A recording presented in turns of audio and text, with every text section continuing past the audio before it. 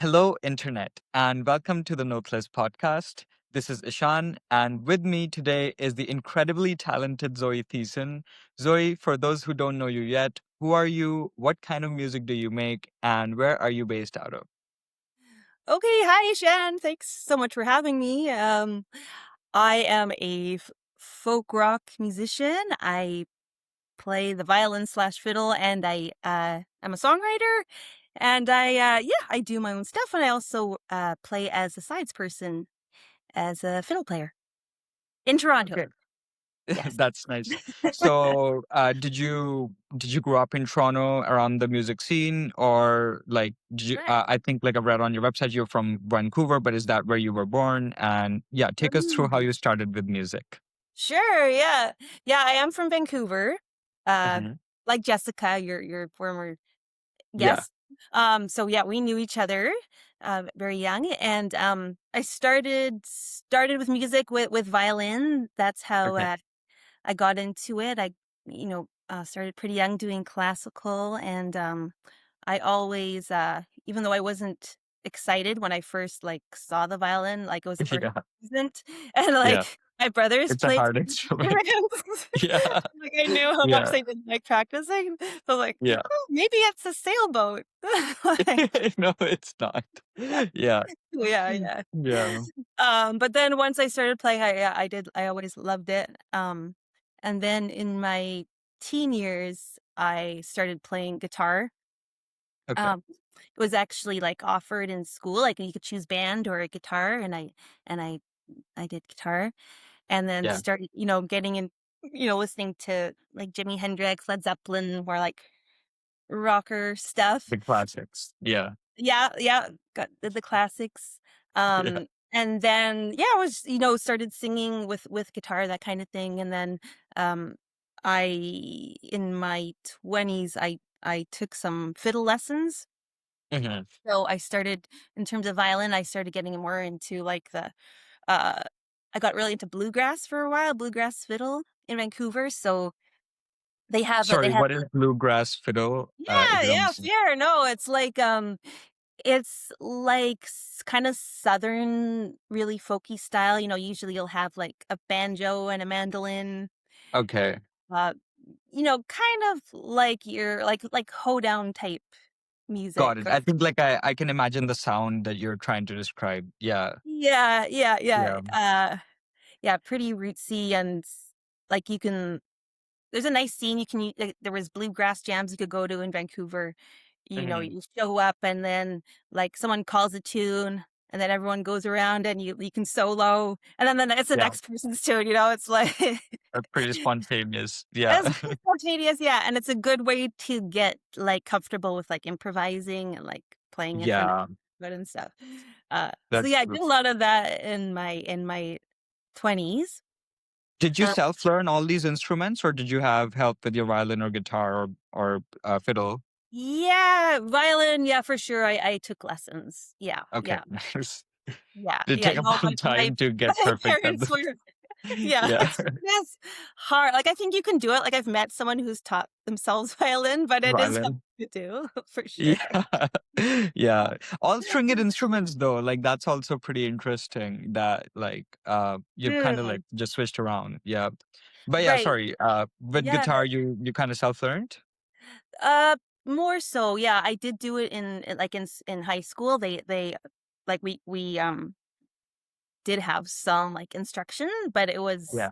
so that's where I started. I learned the basic chords there.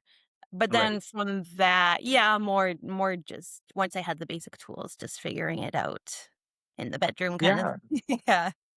No, that's like a lot of like at least you didn't lose your touch with like music or anything like, it kept going from at least one instrument to the other. Yeah, So like yeah. when did you start actually recording songs or like, producing songs and what was your instrument of choice in when you started recording? Yeah, sure. So I started writing songs like, in the folk genre, singer-songwriter, guitar singing kind in my 20s. That's when I moved to Toronto, uh, Okay. in my early 20s. for school, and then that's also where I did my first open mic in Toronto, the Free Oh, Times. nice. Yeah, yeah. You know it, yeah. Yeah. So yeah, I started writing songs around that time and then just wrote more and more and was performing not frequently, but like maybe once or twice a year, Okay. like getting these songs more solidified Yeah. um and then in 2012 is when I recorded my first album, and it was my my brother is Wyndham is also a songwriter and a musician. So That's we both did albums like at the same time. time. So there was like a collaboration. Yeah. Yeah, yeah. Okay. There was some overlap, and my parents were very supportive, and we so I went and recorded in Vancouver with this guy Steve Dawson. Okay. Um and then we had like a joint album release concert in Vancouver at this place called the Electric Owl. And that And was this all, yeah, album was called Sinners and Saints, Saints and Sinners. Live the Saints and Sinners. Yeah, yeah, yeah, Yeah, yeah. nice. Okay. And That's like right. I heard a little bit of the album actually because I was just like trying to like get like Oh, listen nice. to your singles and your EPs. And I think like the first song in the album, I forgot the name. It's not Archetype. Sorry, but it has some violin in it, right? Like, so is that when you were still like choosing like both instruments to play, or is that like have you just been always experimenting with like different things in your songs? Yeah, Yeah, yeah, yeah, no, for sure. So at that yeah, on my first album, I did record some violin for sure.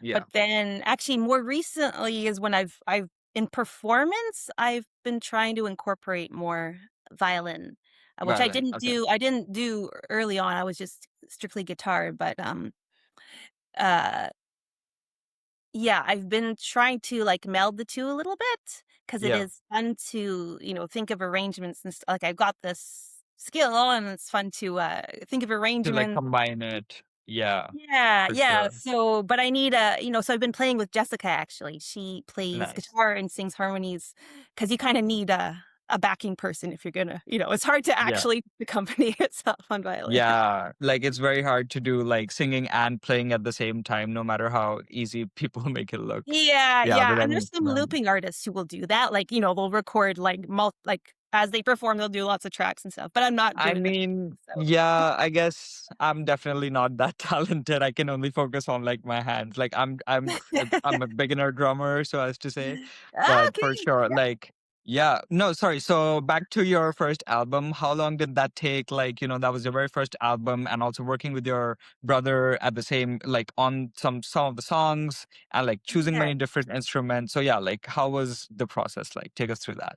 Yeah, sure. It was pretty fun. It was pretty awesome because it was this guy Steve Dawson who's a amazing like multi-talented like producer, Mm, guitar player. He lives in Nashville now actually. He's got his nice. studio there, but so he had this like really nice studio in his backyard, like he converted a garage.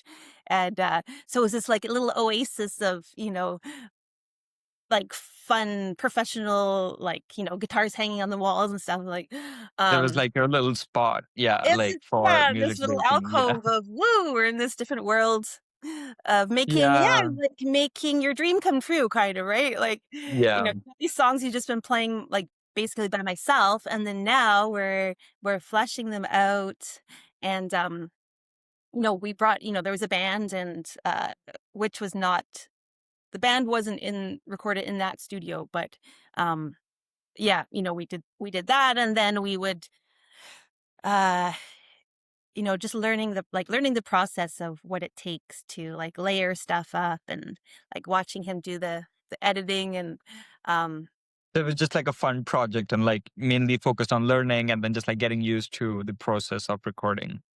yeah, like I mean, he was a pro, right? So I was just being like Yeah. integrated into this.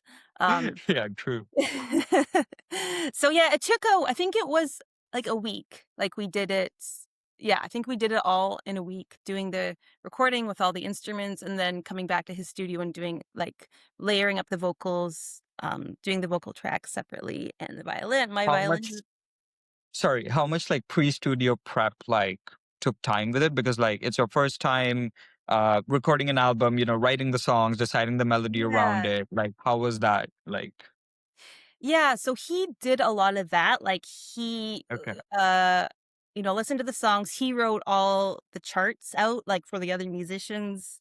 Um, we talked about I think we had we met up in terms of, like, what arrangements would be on each song, what Exactly. instruments and, like, how many, backing vocals and all that stuff, so, yeah, Mhm. he kinda headed that up, and he knew how to direct that, and then, so yeah, by the time we were, like, in the studio, we already knew what was gonna go. Exactly. Yeah. That's actually pretty good. Yeah, because it's like very well managed. So like if you're for your future like songs that you've put out there, there's two singles and then another album last year which came in called Sneak Back In. And Mhm. so did you do all the production work and all that stuff this time yourself, or did you also Yeah. collaborate with other people? So this time, was with Jessica Stewart, Yeah. my longtime friend. She was the producer, which Okay. was, so it was pretty cool and, uh, like a bit of a different process because it was very much like very collaborative, because we'd already Yeah. been Your performing friends. songs Yeah. together. Um, so there's a lot more of just like we got together and sat, in my living room and like talked Mhm. everything out. It was a bit more a bit more casual, Yeah. um, very collaborative, and and based on, like, stuff that we'd already been doing, but then, then also getting creative and thinking, "Well, what else can we do, with a song?" And in terms of, like, because I have pretty definite ideas about, like, guitar parts, violin parts, but I Mhm. really didn't know much I don't know much about drumming. Um Right. yeah, so I really didn't I knew, like, "Okay, I think I want drums on this song, these songs," but I can't really describe, like, What what you it want is to. that I want, Yeah. so that process took place a bit more, like, when we were recording and Right. Jessica and with, Ryan Grenville Martin, the sound engineer, was also the drummer, so he would kind of, like, do some demos and then Jessica would help me like articulate like what it is, like finding the words to say, well, yeah, a little like that, but a little bit more like this. So that the drums I That's would actually like, yeah, more that's and actually like sorry to jump in like no, that, no. but I feel like it makes me think of an interesting question because it's like I feel like from what I've seen in the Toronto music scene, or just like basically any music scene in my generation, I feel people are like less collaborative and more like jumpy, between like projects and like just like have their own set of things that they're deciding to do. And then it's just Mm, like either you get it or you don't. And then it's like, quick moving. mm, So I feel like mhm, the common theme that I've seen in your projects is just like you've tend to stay collaborative with people you already trust, you've already worked with in the mm, past. So it's like when you decide to do these albums, there's like much more transparency in what you want, and like you can mm, get the creative process less obstructed that way because it's like it's two people's mm. creativity coming forward rather than like conflicting with each other's. So can you like expand on that? Like has that helped you, or is that just like something that comes naturally to all of you?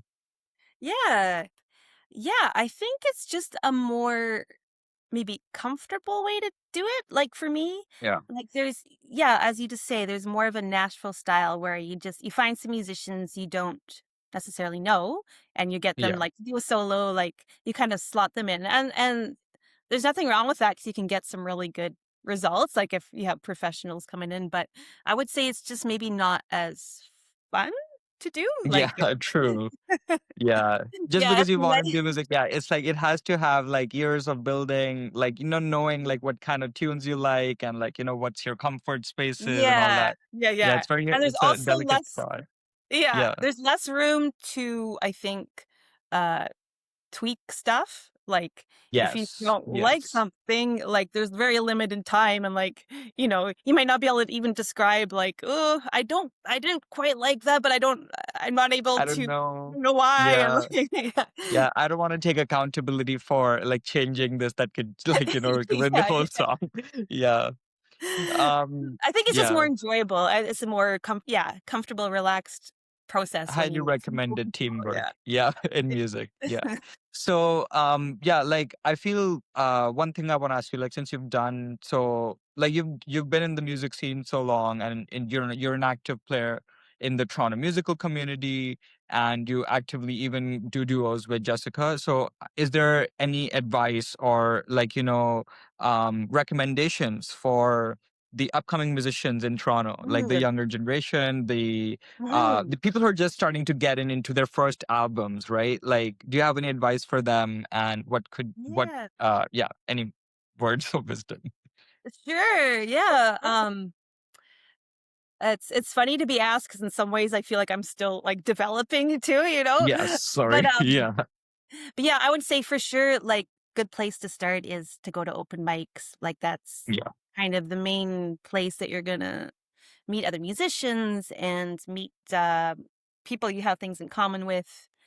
Hmm. I think that's probably where, like, 80% of musicians have met, if they have a band now, that's probably where they've met, like, their bandmates Yes. is open That's where mics. I met most of my podcast guests so far, There you like go. open mics. Yeah, Yeah, yeah, there you go. Yeah. absolutely. Because everyone's Yeah. showing up there for the same reason, right? Like, they have Everybody showing, yeah, everybody just wants some community. I've had people who have just met there reach out to me much later saying, like, hey, that day we met in the open mic, I didn't have the confidence to go on the stage, but then I have it now. So can you recommend me some more open mics or like, can you help me get out there? mm, And I've been like, for sure, because like I can understand the stage fright and like, yeah, breaking off that. Yeah. yeah. Sorry. Yeah. Keep And going, I would also please. say if you're a solo like, someone who's interested in, like, soloing, like, you're a instrumentalist, like, try to find some jams. Hmm. It depends, I guess, what kind of music you're into, but, like, I know for me, the bluegrass jam scene, Yeah. in Vancouver, like, that was so helpful. It's just getting comfortable well, just with playing right in front of people and getting your confidence in improvising. Yeah. So, yeah. Do you have any tips or sorry, recommendations like that for songwriting as well? Oh, like songwriter circles, that kinda thing, or Yeah, yeah, maybe. They're definitely out there. Like, I can't think of any on the top of my head, but if you go to Okay. I know at Noonan's, for example, there's a very active, like, songwriter circle where, they have a challenge, I think, every month, like a certain topic to Okay. read. Yeah. Yeah, So that exists, and I think that's probably pretty helpful too if that's you're something just helpful. yeah, Yeah. get the gears grinding. Yeah. Like people start in all sorts of ways, and I feel like having a community because it's like, yeah, you want to start like small and like just within a comfortable group of people. Um, but yeah, I think like now would be a really good time to like let the audience know about your current works and like obviously like I'll link everything below in the captions and everything, but it would be nice to hear straight from your mouth, and then also like where can people find you this year in terms of performances and what would you like people to check out? Okay, sure, yeah. So I do have a website. It's www.zoethiessen.com. Probably if you want to know what I'm up to, Instagram is where I keep most updated. I have a show next Saturday at Lola, along with two other artists. It's 8 p.m. That's Saturday. Oh gosh, what date is that? Uh, it's next Saturday, the 18th. 18th, okay. I'm really excited about I'm actually making my first music video, Ooh. which is, will be premiered in, September 23rd at Drum Taberna. Wow, okay. Yeah, Queen yeah, Street yeah, yeah. West, let's go. Yeah, yeah, that's Nice. gonna be a fun event. And I'm Yeah. gonna encourage I'll have it all on Instagram, but encourage people to dress up too. There's like a Hitchcock style, so anyway, stay tuned Woo. for that. I think like yeah, I'm definitely gonna put that out there. Yeah. Awesome. Yeah, yeah, yeah, yeah. And yeah, you can check out my album, Sneak Back In, my latest album. It's on Bandcamp under Zoe Thiessen or any streaming service. Okay. I'll link everybody sorry. I'll link everything Zoe mentioned in the captions below once again in like a link tree. And yeah, anybody who's in Toronto, please check Zoe Thiessen's works out, live performances and the music video at Dom Taberna. And for everybody listening, I will catch you next time on the Noteless podcast. This was Zoe Thiessen, and goodbye. Right. Thanks, Ashan. Bye bye.